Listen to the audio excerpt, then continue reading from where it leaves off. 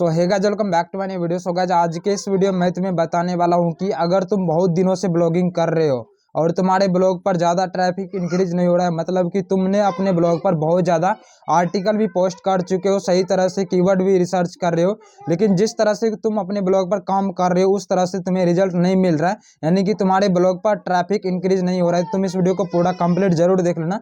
इस वीडियो में मैं तुम्हें ऐसे 5 टिप्स देने वाला हूँ जिसकी मदद से तुम अपने ब्लॉग पर काफ़ी ज़्यादा ट्रैफिक इंक्रीज कर सकते हो, वो भी डेली के 5,000 से लेकर के 10,000 ट्रैफिक भी इंक्रीज हो सकता है अगर तुम इस वीडियो को देख लेते हो। और जैसा जैसा मैं तुम्हें बोलता हूँ करने के लिए, अगर तुम उसी तरह से अपने ब्लॉग पर इम्प्लीमेंट करते हो तो तुम्हारे ब्लॉग पर डेली के तुम 5,000 से लेकर के 10,000 ट्रैफिक अपने ब्लॉग पर आराम से ला सकते हो।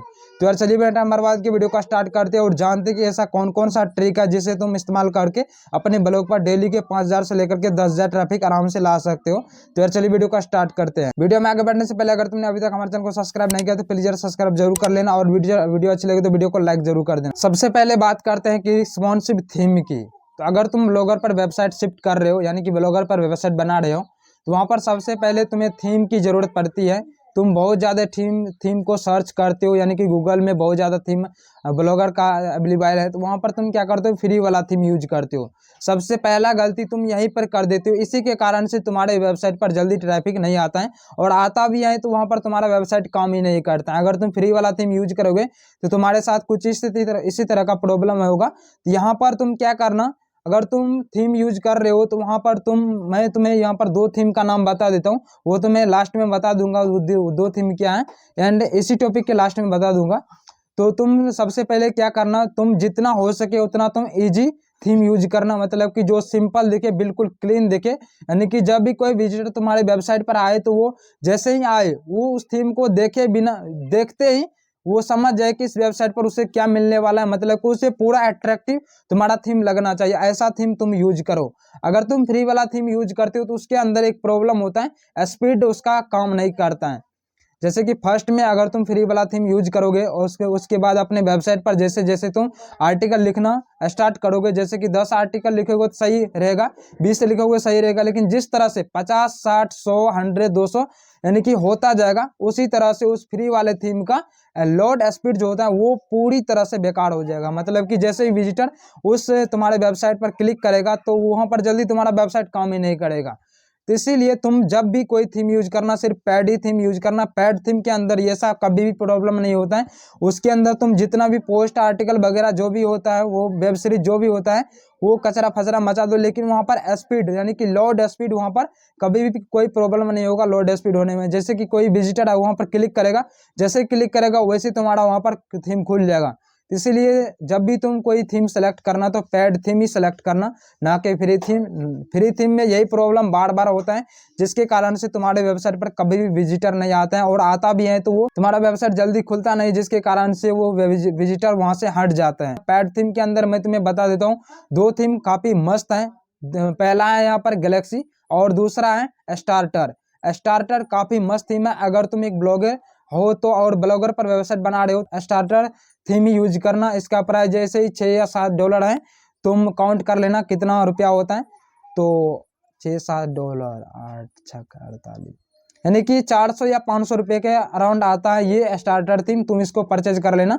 एक बार परचेज कर लेने के बाद यहाँ पर स्पीड का कभी भी कोई प्रॉब्लम नहीं होगा। इसके अंदर एक और फीचर्स आता है जो काफी मस्त है। इसके जब तुम ये थीम यूज करोगे और अपने ब्लॉगर वेबसाइट को जब तुम रिव्यू के लिए भेजोगे, मतलब कि एडसेंस के अप्रूवल के लिए, तो वहाँ पर बहुत ही तेजी से एडसेंस का अप्रूवल तुम्हें इस थीम के अंदर मिल जाता है। तुम इस थीम का यूज कर सकते। और दूसरा पॉइंट है आर्टिकल लिखना। आर्टिकल लिखने में ही बहुत ज़्यादा ब्लॉगर गलती कर देते, जिसके कारण से उसका पोस्ट जल्दी वायरल नहीं होता, और पोस्ट वायरल नहीं होता है तो वो क्या करते हैं कि अपने पोस्ट को सोशल मीडिया या अन्य किसी बहुत ज़्यादा ज़बरदस्ती अपने पोस्ट पर ट्रैफिक लाने की कोशिश करते हैं, जिसके कारण से अगर एडसेंस को पता चलता है तो एडसेंस डिसेबल हो जाता है, और गूगल को पता चल जाता है तो ये कारनामा, तो वो क्या करते हैं उसका वेबसाइट ही डिलीट कर देता है। सबसे पहला यहाँ पर तुम जो भी टाइटल यूज कर रहे हो, कैची टाइटल यूज करना।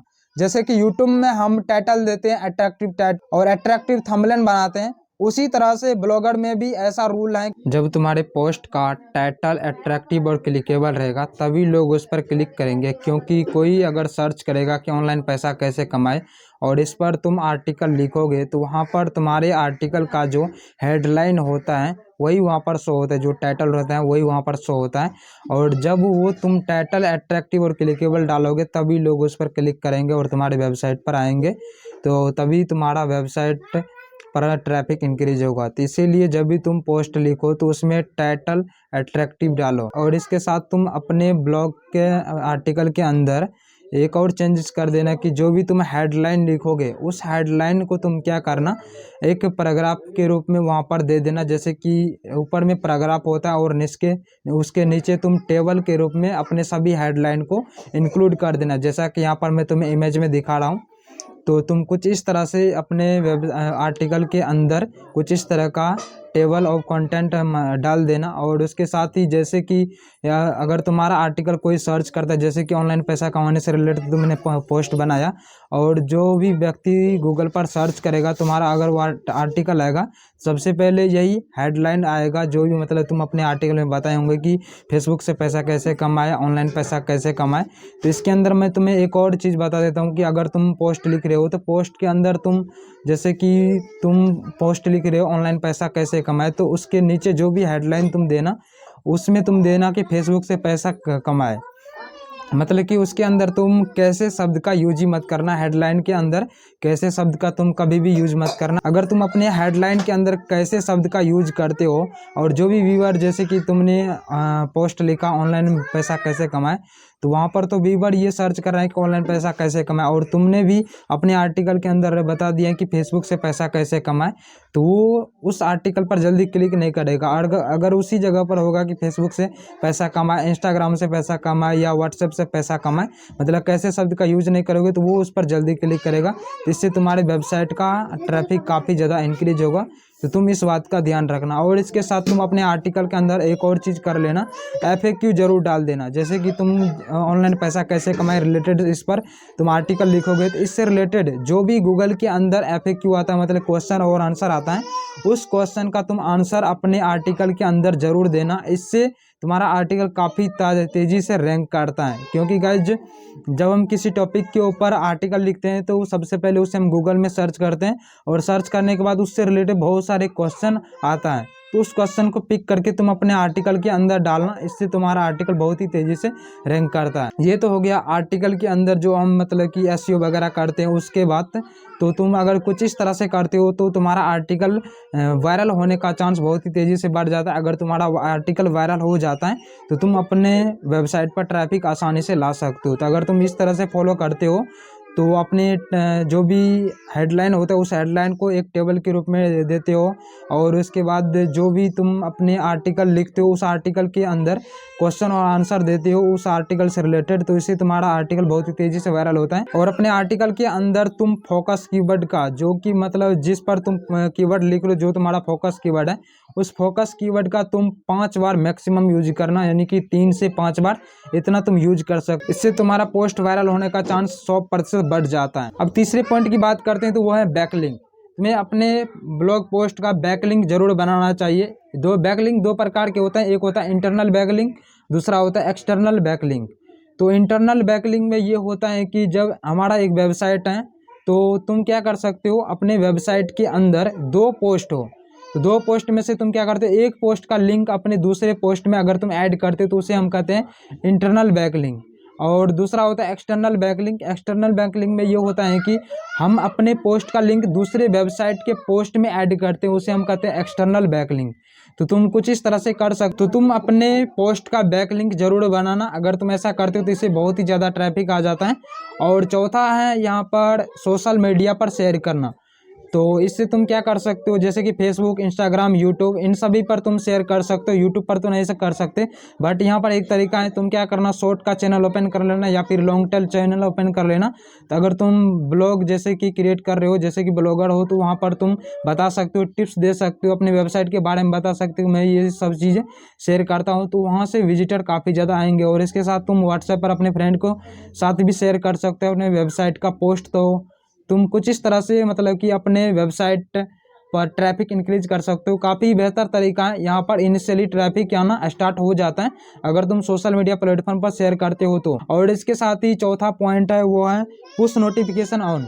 तुम अपने वेबसाइट के अंदर क्या कर सकते हो, पुश नोटिफिकेशन ऑन कर सकते हो, मतलब कि पुश नोटिफिकेशन लगा सकते हो। इससे यही होगा कि जब भी कोई विजिटर तुम्हारी वेबसाइट पर विजिट करेगा तो वहाँ पर पुश नोटिफिकेशन आएगा। जैसे उसको सब्सक्राइब करेगा तो उसके बाद ही जैसे वो सब्सक्राइब कर लेगा, सब्सक्राइब करने के बाद जब भी तुम अपनी वेबसाइट पर पोस्ट करोगे, आर्टिकल पब्लिक करोगे, तो उसका नोटिफिकेशन उस व्यक्ति के पास चला जाएगा जो तुम्हारे उस पोस्ट नोटिफिकेशन को ऑन करके रखेगा। तो उसके पास जाने के बाद वो क्या करेगा कि तुम्हारी वेबसाइट पर जल्दी मतलब कि क्लिक करेगा, यानी कि आएगा उस नोटिफिकेशन के जरिए। तो इसीलिए तुम अपनी वेबसाइट पर पुश नोटिफिकेशन जरूर ऐड कर लेना। पुश नोटिफिकेशन ऐड करने के लिए तुम सिग्नल का इस्तेमाल कर सकते हो, काफ़ी मस्त है, मैं भी इसका यूज कर रहा हूँ, तो तुम भी कर सकते हो, काफ़ी बेस्ट है। तो तुम सिग्नल का इस्तेमाल कर सकते हो, इससे भी तुम्हारे वेबसाइट पर काफ़ी ज़्यादा ट्रैफिक इंक्रीज हो सकता है। और छठा जो कि मोस्ट इंपॉर्टेंट है वो है कंसिस्टेंसी।